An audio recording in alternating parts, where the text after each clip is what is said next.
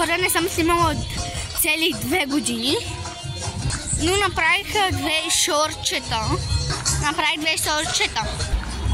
Както ви казах, направих 2 шорчета, как отворих пратката ми. Едната беше май подарък, а другата я платих и дадох 53 лева. И ако не сте ги гледали, отивайте да ги гледате. И да, знам, че казвате кога ще пускате видеа. Вече пуснах. И сега аз съм при баба ми, че спа тук. Ето я. И сега отиваме до едно магазинче, за да купиме сладолед. Първо, аз няма да си купувам сама сладолед. И сестра ми, но сестра ми я няма. Тя е в Прибрава. Да, Прибрава. В нейната къща. И тя каза, като моя сладолед, само че не е на клечка, на фунийка. Тя не обича на клечка, защото се разтапя. И да. Ние върнем 10 минути и стигнахме. Взехме. Нещо си го сега кажеш. Не. Докъде сте тук? 12 лева. Ето, да.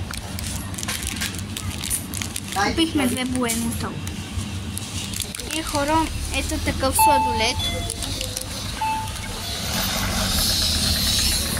И хора, купихме си ето такъв сладолед. Ние взехме 3 за мен, за сестра ми и за майка ми. И 2 буенота.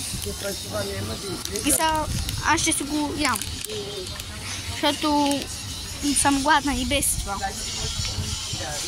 Ето как изглежда. Хапах го.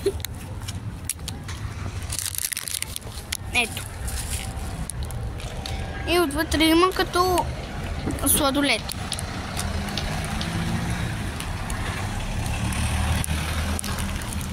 Е много вкусен. Аз капана много късно. Сутринта ще го пие. Вафличката сладолед е по-вкусен от другите сладоледи. На фунийка, на клечка. Ми сестра много иска и каза на фунийка, ама да не е на клечка. Каза просто да не е на клечка. Ами ето.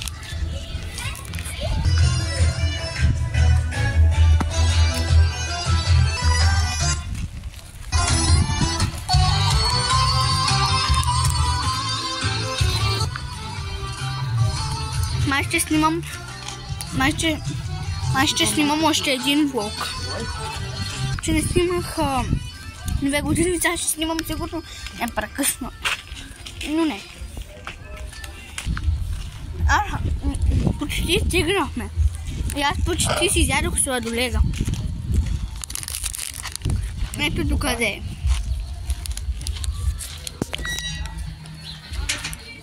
Стигнахме.